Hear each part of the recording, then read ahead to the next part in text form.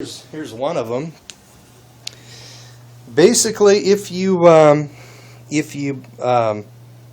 take a little bit of cash every month, right, and just take off down to the local coin shop and throw the cash on the counter and buy some 1 ounce silver rounds. You know, you only have to buy one or two of them. These things, according to the spot price, now they're worth about $30, right? And basically, you probably got a couple hundred in there. There's 20 of them in there. 20 times 30, that's 10 times 30 is, well, it's some money, right? And also, it's important to keep the receipts, right? For example, when I purchased my house here, I cashed in some of this stuff so that I could put it on, add it to the down payment, and do things like taking out that horrible cedar tree that was about to fall on the house. But basically, I would be able to get out or recover from some kind of severe financial blow much more easily, you know, and I could recover the assets, cash some of it in, and then basically get an apartment, not be homeless, and begin putting my life back together again. Whereas a lot of people would just immediately go into a death spiral and end up as a drug addict on the street somewhere, you know. So basically, it's important to have, and just because that stuff exists, I mean, if it's untraceable, you know, you can do like Oliver North did. I have no recollection of that, Your Honor. And if you are married and you are trapped and you know it's not going to turn out well, all I can say is just take as much of your spending money as you can without raising any red flags, and take some of that money and go down to the coin shop and basically maybe lock it in, seal it into a food saver bag or something, and then find a place in your house or on your property somewhere, or on some place that you're familiar with, and just bury it. And pray that you never need it, you know, and then just every 6 months or so, once you've accumulated a certain amount, for example, if you have a work, you know, and put it behind one of the desk drawers at work, you know, until you basically are ready. If you have enough, then you have enough. And every few months, just find a place for it, you know, and keep them in your mind. And hopefully you never need it, but man, if you do, you need it bad.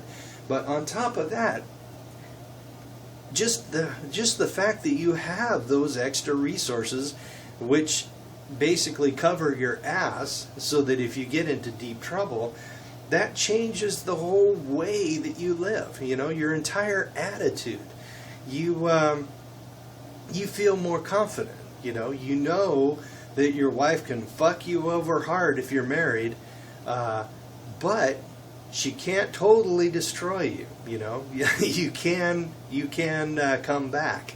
And if that is the case, you know that's the case, then you have a whole different bearing, you have a whole different attitude, and that makes you more attractive, and that could actually prevent a divorce by itself, you know.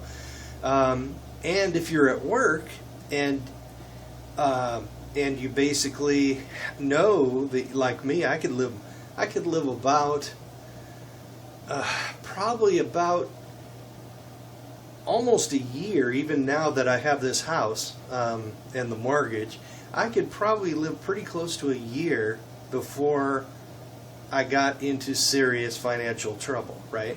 And that changes your whole attitude, even at work. You are more confident. You are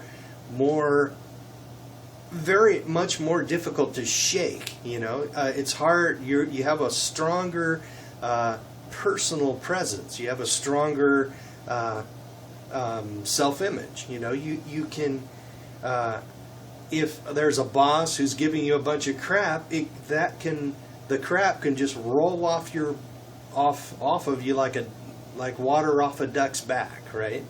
You find that things that used to bother you just don't, right? And that makes you seem much more mature, and it makes you seem more calm and more pleasant and cheerful, and the result is that you'll have a better time at work, right? And people at work and people you deal with in your day-to-day life will just respond better to you because you have more confidence, you're more grounded, and you are somehow larger, in spirit, I guess, and you're much more difficult to shake, and therefore people will respect you more, and therefore you'll be more successful in every part of your life, even if you never need any of that stuff, So basically, I highly recommend having something, pulling some of your wealth, of course, and just do some basic preparedness. Now, I have a preparedness channel, but I wanted to keep MGTOW sort of separate from preparedness, but man, a lot of MGTOWs could really benefit from some of the basic prepper lifestyle principles, like means of self-defense, having some food around, and just the whole basic thing, right? It's just a better way to live, and of course living more frugally. MGTOWs know how to live frugal, and if you live more frugally, your money lasts longer, and then you can purchase those things that you want and purchase those things which make you more financially resilient. It's just the way to go. Well, okay, that's about it. I have got to get out of here. Later.